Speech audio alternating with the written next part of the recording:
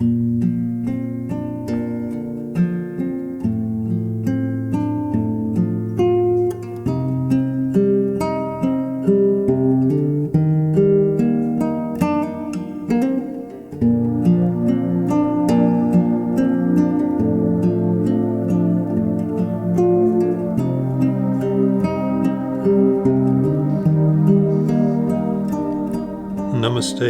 and welcome. So this is going to be our second talk in the series, Weathering a Storm. And I've used a storm rather than the storm because the principles that I'd like to try and share with you are things that can actually help us in all areas of our life and throughout this journey that we call life, the time that we spend here in this world within this particular body. So, of course, the fact that we have this current crisis related to this virus, a pandemic, it's really making people quite deeply reflective. And I noticed in a news report today that they said one of the main things that people are doing now in isolation, the biggest single thing a lot of people were doing was looking towards self-improvement. And that was just like, wow, that's wonderful. And I'm really glad that, this is the result of this particular event, that people are looking at these things. So what I'm going to try and do is with a series of videos, is lay down a series of things, and hopefully they'll be in some order, that will actually help us with the current crisis that we face and in our life going forward. So the previous video that we did, it was titled, "This Too Shall Pass." It's a famous, apparently originally from Persia, very ancient statement, and that's echoed in all the old cultures around the world, this embracing of this fact that this too shall pass, that everything, both good and bad, will come to an end, that nothing is permanent. That is the nature of our life in the material world, and embracing that reality actually makes people a lot more resilient and able to face life and the different things that will come our way. So today what I wanted to push forward a little bit on is the idea of what it is that we're looking to do is build a framework to actually deal with adversity, rather than when we encounter adversity we sort of like lose the plot and become a little off balance and not sure exactly what to do and how we're going to do things. And it just points to this major need for a framework to help us deal with adversity and of course life in general. And so the what I'm going to be proposing with these steps that I will try and share with you, these are not just purpose-built for, or a type of strategy just for this particular event, but for the broader reality of life as we know it and as we experience it. So one of the things that something like this, or a tremendous natural disaster, I've been through hurricanes, I've been through, monumental hurricanes, earthquake situations, living in Asia, other kinds of epidemics, cholera epidemic one time in India, refugee crises, all kinds of things.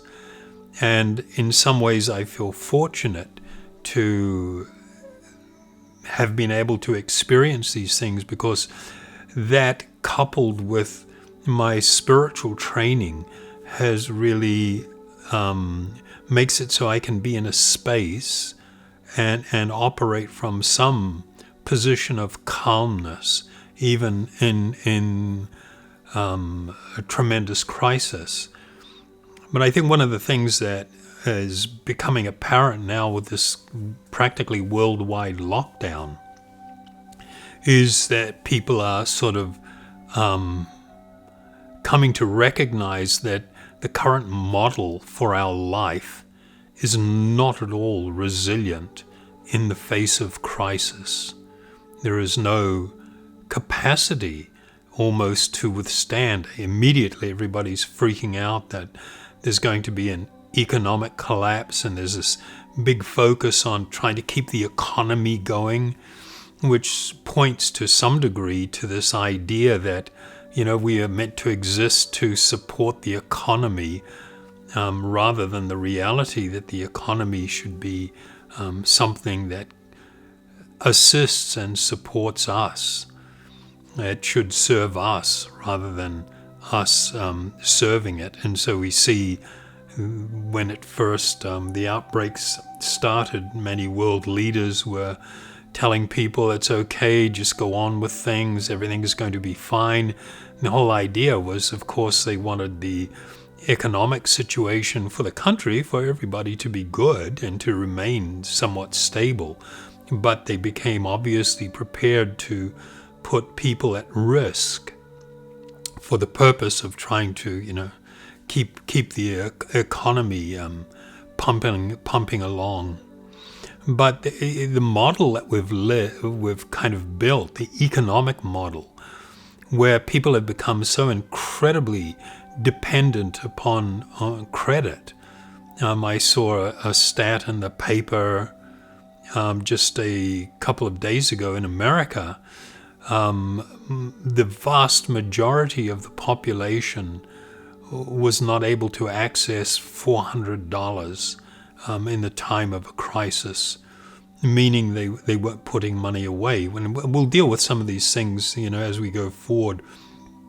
There was a quite brilliant article in I think it was the New York Times, about how, the financial irresponsibility of society and individuals has become exposed. That people, even when they're on a rather good salary, they're earning $150,000, $170,000 a year, they're still tending to live from almost like paycheck to paycheck. As more money comes in, we just increase our standard of living. We become more accustomed to spending money on all types of things that really don't last and don't matter in the long run. And we don't do what people in previous times did, which was, in good times, they stored up surplus to help them over bad times that they knew were coming. And the fact that we're living in this whole new paradigm, we see it in businesses with just-in-time inventory management, where nobody wants to keep more inventory than absolutely necessary on the shelves, and they get these ordering systems down. They've got these supply chains, and it's all calculated so that the moment I'm almost running out of something, a certain amount of that stock will just arrive and I restock the shelf with it. So I'm just not carrying inventory. Banks apply the same mentality in terms of reserves. They want to put as much as possible into play. And people that have surplus money, they tend to live in this way in terms of investment and everything as well, where everybody's kind of just really living on the edge. And then you run into something like this, that it's beyond our control. And all of a sudden we're faced with crisis. And so many people are struggling financially. I mean, there's all these promises governments are making to try and provide financial support and things, but we really don't know how that's going to work. We don't know how long it's going to go on. The reality is that until they come up with a vaccine for this virus, it is going to cyclically re-emerge, maybe then fade out and then re-emerge again. And so the chances of going back to the way the things were prior to this is just actually not true. We're not going to be able to do that for some time. And so it's almost like in many ways we've become addicted to certain types of lifestyles. We're living a life very much like an addict lives, where it's all about the next hit, and you don't think about the future, you don't think about repercussions, you don't think about consequences. It's just about the hit that you need, at the moment, securing that and then just getting loaded, getting stoned. And this is not a good way to live. And now that we are suddenly faced with the current situation, it's almost like an addict going into withdrawal. That, now what am I going to do? How am I going to manage this? When I speak about addiction, I've had quite a bit of personal experience in dealing with people that have suffered from addictions, many different types of addictions, even some family members, people that were close, and watched them go through these struggles. But because of that, I became exposed to AA and how they run quite successful rehab type programs. And one of the things that sort of really caught my attention when I first got exposed to these things was something that's called the Serenity Prayer. I find that the Serenity Prayer is probably one of the most important things that a person could meditate on, reflect on, and actually attempt to live by. It is utterly transformative. So within the AA system, I don't know how many people are familiar with addiction and dealing with it. They've found that most of the highly successful programs, there is this recognition of the limitations of my own control over my life and circumstances, that there are things, in fact many things, that are beyond my control. And a person that suffers from addiction, they have a practical experience of feeling that they cannot control the urges, they cannot control the decision-making process, and that it's like they've lost control over this part of their life.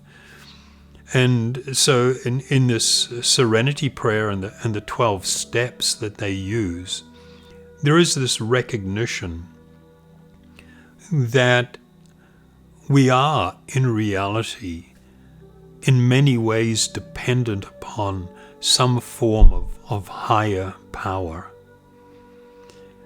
I know that the word God has become so, unfortunately, so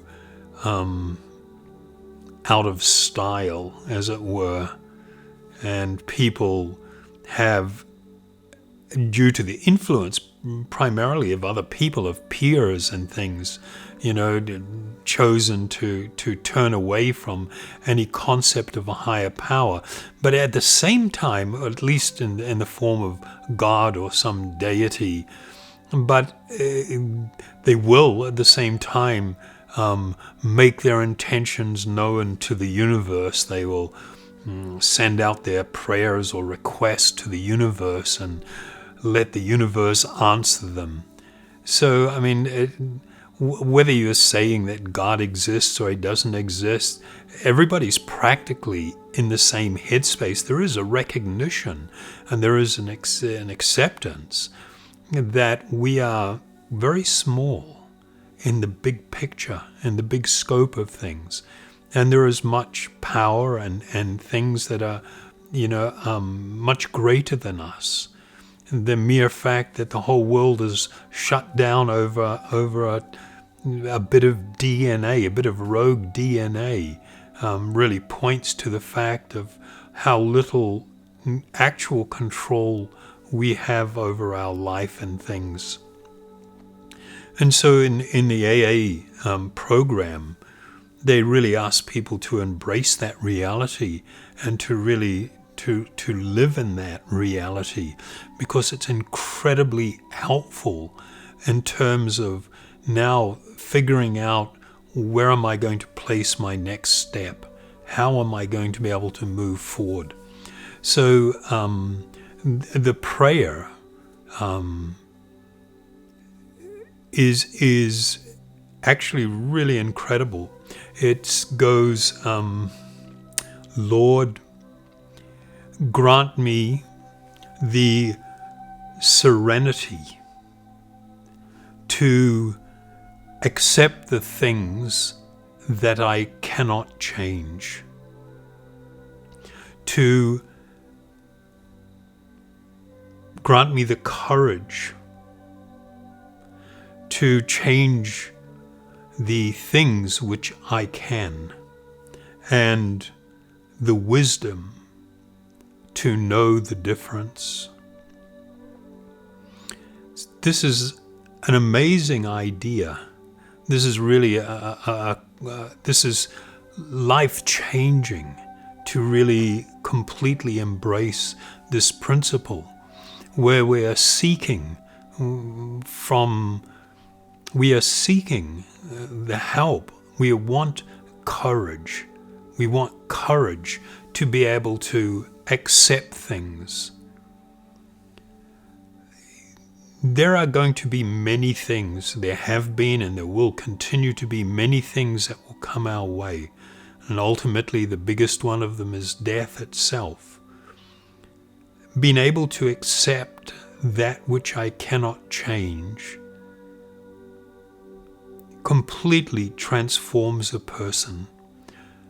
We have this tremendous tendency, and I'll talk about it in the next talk, to become overly focused on the things that we actually can't change, wanting to change them, stressing about them, being just like really preoccupied about those things, and spending very, very little time in comparison to become focused on that which I can change. Like, for instance, I cannot change how somebody is going to deal with me, but I can change how I take that on board and how I respond to that. That's my area of responsibility. How somebody else is behaving towards me or acting towards me, that is not my responsibility. But yet I'll spend all of my time focused on that person and wanting to change them and wanting to change what they said and what they did, rather than being able to just accept the reality of, this is where that person is at, this is how they're perceiving things, this is what's going on with them at this moment. And then choosing to focus rather on whether I allow that to deeply affect me or not, and how I will respond to that.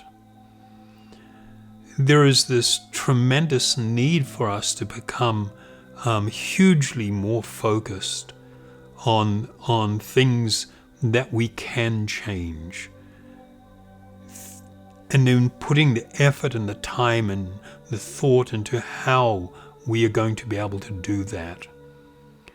And in the Serenity Prayer, to be able to know the difference between these two things, the things I can change and the things I can't, is categorized as wisdom. And I completely embrace that and accept that. being able to know that difference and being able to respond in our life accordingly will really make the difference as to whether we are going to live a successful life, whether we are going to be a good partner, parent, friend, whether we are going to be a good neighbor, and how we are going to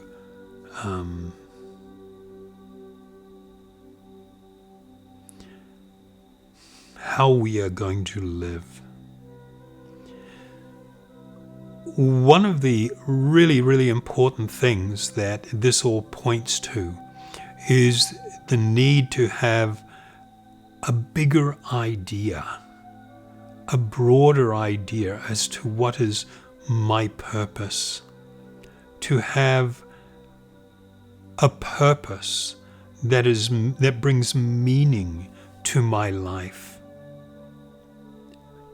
This will make it so that my ability to deal with situations, my ability to deal with others, is going to be just infinitely better. I mean, like, just really, really infinitely better. So, this is, in considering this Serenity Prayer, we are actually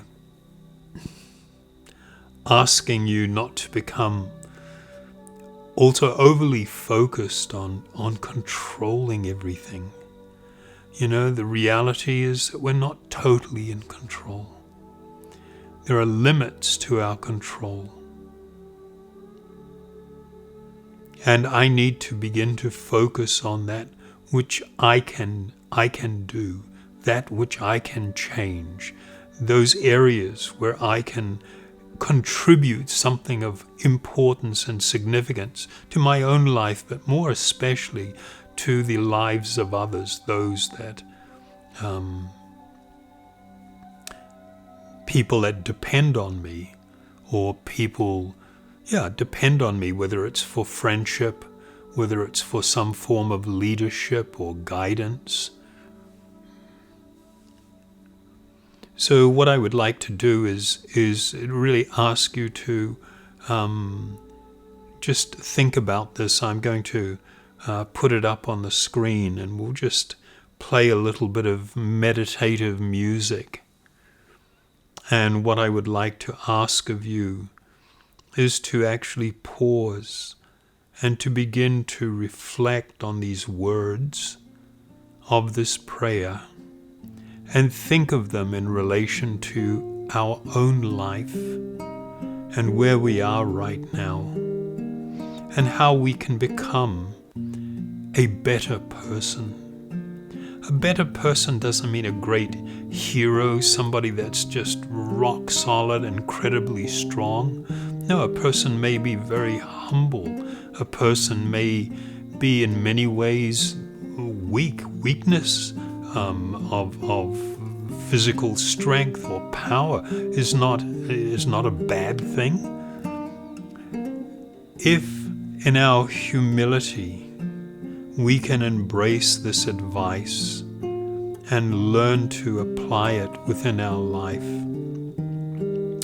then we will be able to weather any storm. And that is what I'm hoping you will take away today as we listen to some meditative music and reflect on this message. Thank you very much.